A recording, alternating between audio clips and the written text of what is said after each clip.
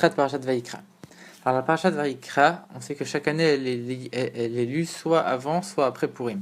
Donc forcément que cette Parashat elle a un lien profond avec la fête de Purim. Alors qu'est-ce que c'est la fête de Purim? Si on devait dire c'est quoi l'essence de la fête de Purim, en réalité l'essence de la fête de Purim elle s'exprime dans une des mitzvot de Purim qui est qu'un homme doit s'enivrer à Purim jusqu'à ce qu'il n'arrive plus à distinguer entre Aror Haman et Baruch Mordechai, entre maudit soit Haman et béni soit Mordechai. Alors pourquoi c'est ça qui est lié forcément avec Purim? De 1, parce que c'est la seule mitzvah de Purim qui est complètement sans limite, qu'on voit que c'est jusqu'à ce qu'il a des loyada, jusqu'à ce qu'il n'arrive plus à distinguer, c'est vraiment sans limite. Et la deuxième chose, c'est aussi parce que on dit que il doit ne plus arriver à distinguer entre Aror Haman et Baruch Mordechai. Mais on ne dit pas que s'il ne distingue pas entre deux autres choses, alors ça marche aussi. Ça, le niveau d'enivrement, il doit être mesuré en fonction de s'il arrive à distinguer Haman et Mordechai ou pas. Donc forcément que c'est lié à Purim. Alors pourtant, quand on regarde ça, la mitzvah de s'enivrer à Purim, c'est pas une des 4 mitzvot. On sait les mitzvot, c'est la Megillah, Mishlach Malot, Matat Lavionim et le Mishté. En vérité, ça fait partie du Mishté, du festin. C'est la manière avec laquelle il doit être le festin, c'est Adeloyada. Il va s'enivrer jusqu'à ce qu'il n'arrive plus à distinguer entre Mordechai et Haman. Et pourquoi c'est ça qui exprime aussi l'essence de Purim? Parce que c'est la seule mitzvah qui s'applique à toute la journée de Purim.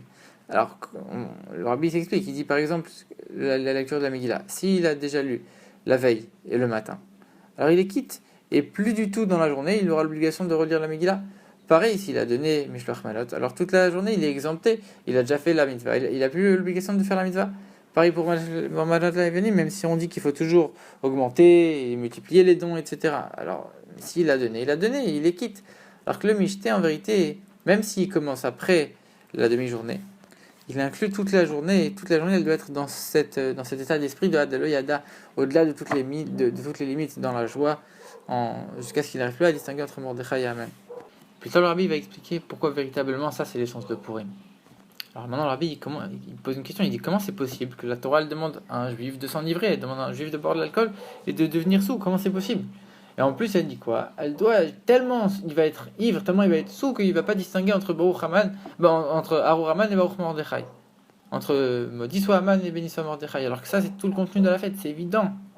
Alors il y a des commentateurs qui veulent dire qu'en vérité, quand on compte le calcul des lettres entre Aror Haman et Baruch Mordechai, alors les deux c'est la même valeur numérique. Et en vérité, les commentateurs ils expliquent non, c'est qu'il va tellement être ivre il n'arrivera pas à calculer les deux valeurs numériques et à voir que c'est les mêmes. Le rabbi il repousse ça. Il dit premièrement, quand quelqu'un n'arrive pas à faire un compte, il n'arrive pas à calculer, c'est tout qu'il n'arrive pas à calculer. C'est pas forcément ces deux comptes-là. Il n'arrivera pas à faire aucun calcul. Alors comment tu peux dire que c'est basé que sur ça? Et deuxième chose pour laquelle le rabbi repousse, c'est qu'en vérité, quand on regarde pourquoi il y a des choses dans la Torah qui ont la même valeur numérique, c'est parce que les choses elles sont liées. Essentiellement, elles ont un point commun qui les relie et qui montre qu'en vérité, elles ont un lien très étroit. C'est pour ça que ça s'exprime dans une valeur numérique qui est la même.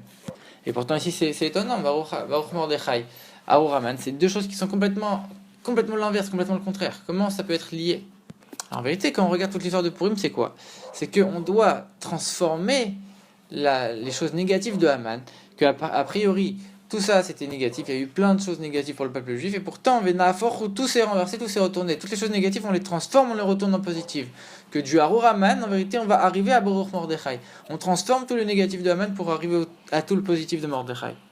À tel point que quand on va voir écrit Aror Haman, automatiquement dans notre tête, ça va nous faire tilt, on va dire ah, ça en vérité, ça va être transformé jusqu'à ce que ça veut dire Baruch Mordechai. Donc du coup, le Aror Haman et le Baruch Mordechai sont forcément liés puisqu'on transforme le premier qui est négatif pour l'amener au deuxième Baruch Mordechai qui est le positif. Donc forcément que les deux choses elles ont un lien. Alors maintenant, si les deux choses elles ont un lien à tel point que c'est une seule et même chose et que tu n'arrives pas à distinguer tellement tu as élevé le Aror Haman qu'il est comme le Baruch Mordechai, tu n'arrives plus à voir la différence, ça veut dire qu'en vérité c'est une seule et même chose. Alors comment la Torah elle peut dire il doit s'enivrer jusqu'à ce qu'il n'arrive plus à distinguer entre Baruch Haman? En vérité, c'est une seule et même chose, donc c'est normal qu'il n'arrive pas à distinguer. En quoi c'est être ivre ça? Donc on ne peut pas expliquer que c'est de ne pas réussir à compter les valeurs numériques de l'un et de l'autre, parce qu'en vérité on ne peut pas expliquer comme ça. Comme on vient de le voir, en vérité profondément c'est une seule et même chose, donc on ne peut pas dire que c'est lié à la valeur numérique. Alors d'abord pour expliquer, le rabbi il rappelle que c'est quoi la tchouva? La tchouva, c'est une chose qui vient de l'essence de l'âme qui permet de transformer les choses les plus négatives en choses positives. À tel point que même les fautes volontaires qui étaient en vérité de la provocation vers Dieu tellement elles étaient volontaires, même celles-là on peut les transformer et les élever. Même celles-là on peut les raffiner dans l'akdoucha. Et c'est ça la force de la tchouva, parce que les tzadikim, eux, ils vont s'occuper que des choses positives, comme il y a plein de choses qui sont interdites. Eux, c'est des tzadikim, ils font tout ce qui est permis. Alors ils vont élever le matériel, ils vont travailler à la matière, ils vont l'élever, mais que dans les choses qui sont permises. Alors que les Baalei Tchouva, comme de toute façon c'est un concept qu'on a déjà expliqué souvent, les Baalei Tchouva, même dans les choses négatives qu'ils ont faites, en vérité, même ces choses négatives, ils vont réussir à les élever avec leur tchouva. Donc c'est beaucoup plus fort, beaucoup plus grand.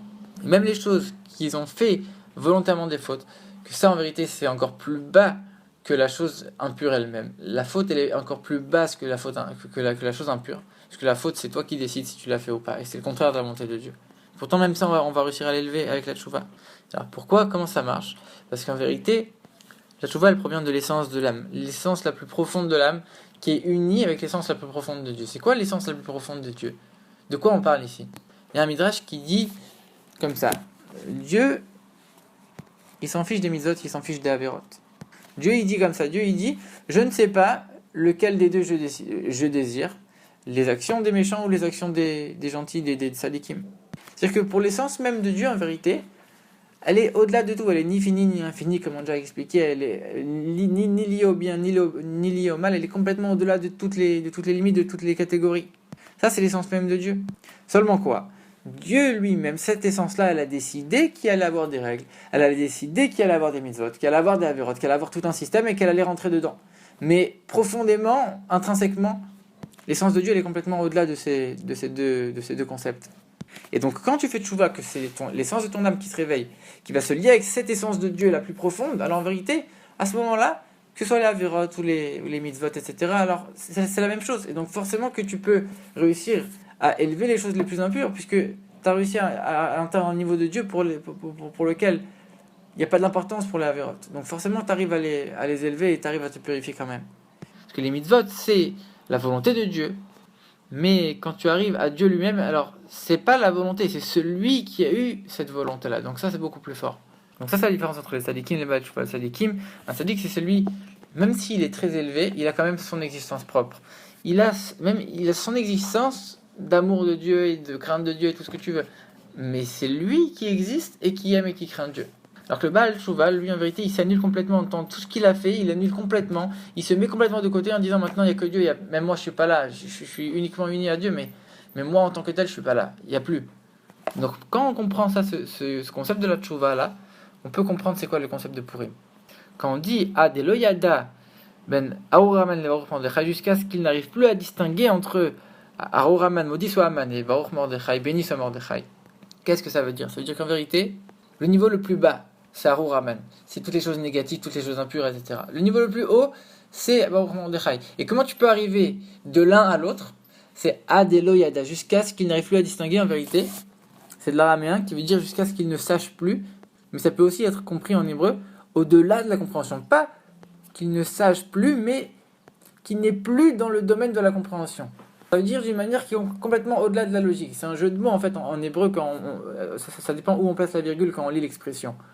Donc pour transformer les choses négatives de Haman et les amener dans les choses positives de Mordechai, en vérité, c'est uniquement avec un travail qui est au-delà de toutes les limites, au-delà de toute compréhension, de toute notion intellectuelle. Donc ça c'est le concept, c'est un peu comme la tchouva, qu'on se met complètement de côté, on va au-delà des limites de la compréhension, et là on arrive à transformer les choses négatives de Haman chez Mordechai. Et ça en vérité on voit que c'est lié avec la parashat Vayikra. Parashat Vayikra commence en disant que Dieu il a appelé Moshe, il l'a appelé avec une affection particulière, et les commentateurs ils disent tellement que cette affection elle est particulière, que l'affection elle-même elle est encore plus grande que ce que Dieu il va lui demander après. Il l'appelle avec une affection, après finalement on s'en fiche un petit peu, si on peut dire comme ça. Ce qu'il va lui dire après, c'est beaucoup moins important que le fait même de l'appeler avec toute cette affection-là. Donc on commence avec l'affection de Dieu pour Moshe Rabbeinu et on termine avec quoi? À la fin de la paracha, c'est quoi? Celui qui a fait une faute de manière volontaire. Et quel type de faute il a fait? Il a été faire un sacrilège dans le temple exprès contre Dieu. Il n'y a pas pire que ça. Donc on commence avec l'affection de Dieu la plus grande, la plus haute qui soit, et on termine avec celui qui a complètement négligé, qui a insulté Dieu, si on peut dire. On sait pourtant que le nom d'une paracha, le contenu de la paracha, il est lié du début jusqu'à la fin, c'est le même, etc. Comment c'est possible? Et là, on va comprendre, Rabbi dit, on va comprendre qu'on va lire la suite du Rashi. Sur le début de la paracha, la suite du Rashi, qu'est-ce qu'il dit? Dieu, il est apparu à Moshe avec une grande affection, pas comme les prophètes des peuples, des nations. Ce qui Dieu, il n'est pas apparu de telle manière, il est apparu que de manière hasardeuse, dans des visions, etc. Mais pas de manière affective comme à Moshe Rabbeinu. Rabbi pose la question, il dit, je comprends pas. Quand tu es en train de me parler de la Torah, qu'un non-juif, on sait qu'il n'a pas de relation avec la Torah. Alors ça aurait été évident, cette chose-là, c'est pas une nouveauté. Pourquoi Rachid est en train de te dire, ah tu sais, pour les goïms, Dieu il se dévoile pas de la même manière, mais on le sait très bien, c'est évident. Comment tu aurais pu même penser une chose pareille? En vérité, la réponse elle est dans ce qu'on a déjà dit avant. Quand tu arrives au niveau de l'essence même de Dieu, pour laquelle il n'y a plus d'importance pour les mitzvot, il n'y a plus d'importance pour la vérote, et un juif, un non-juif, alors on pourrait dire que c'est la même chose. Alors à ce moment-là, Rachid il te rappelle, il te dit non. Ici, même dans un niveau de l'essence de Dieu profond comme ça, et bien même ici, l'essence de Dieu, elle a choisi les mitzvot. L'essence de Dieu, elle a choisi le peuple juif. Et donc cette apparition et cette affection, c'est que pour le peuple juif. Et là, Rachid a besoin de te le préciser, parce que comme c'est l'essence la plus profonde de Dieu, alors on aurait pu penser qu'il y a plus d'importance pour rien. Et Rachid te dit non, même pour le peuple juif, oui, il y a une importance. Et donc du coup, un juif, même s'il a fait toutes les fautes les plus atroces, comme on l'a vu même à la fin, donc ça c'est la fin de la paracha, celui qui fait les plus grandes fautes, alors en vérité, c'est toujours lié au début de la paracha, mais lui, il a quand même l'affection de Dieu. Parce que profondément, il est lié à l'essence de Dieu, il peut faire tchouva et complètement renverser les choses. Donc ça, c'est le lien entre la paracha et Purim, et donc les concepts essentiels de Purim, ça c'est l'essence de Purim. Donc première chose de Purim, c'est transformer les choses négatives à Raman en Baruch Mordechai. Et deuxième chose, c'est comment on arrive à là avec un travail qui est au-delà de la logique, où on se donne complètement à Dieu. Donc ça, en vérité, ça c'est en allusion uniquement dans la mitzvah du Mishté, de s'enivrer jusqu'à ce qu'on soit complètement on transforme complètement le mal.